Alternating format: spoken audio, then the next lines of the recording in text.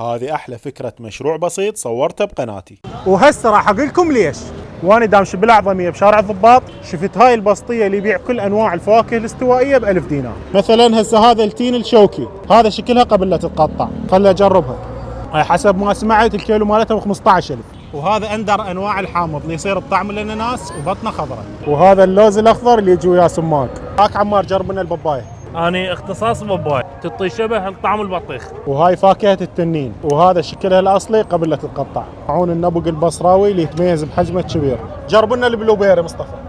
والله هو شكله حلو بس طعمه بطيخ على رارين. موجود هنا العطروزي والرقي والبطيخ وكله على 1000. الحرنكش هذا من أنواع التوت، وهذا قلاص الرمان اللي يتعاجز اكله بالبيت، بس هنا لين ما بيه تفليس يجي مفلس وجاهز. هذا الافوكادو المكسيكي، هذا الكيوي اللي بطعم الفراوله. الفواكه المعروفه العرموط المشمش. نظرا لطلب الجماهير خلى كل وحده اسمها قدامها. شكو فاكهه غاليه رخيصه، موسمها مو موسمها، تلقوها موجوده هنا ب1000 دينار بالاعظميه بشارع الضباط يم لقمه.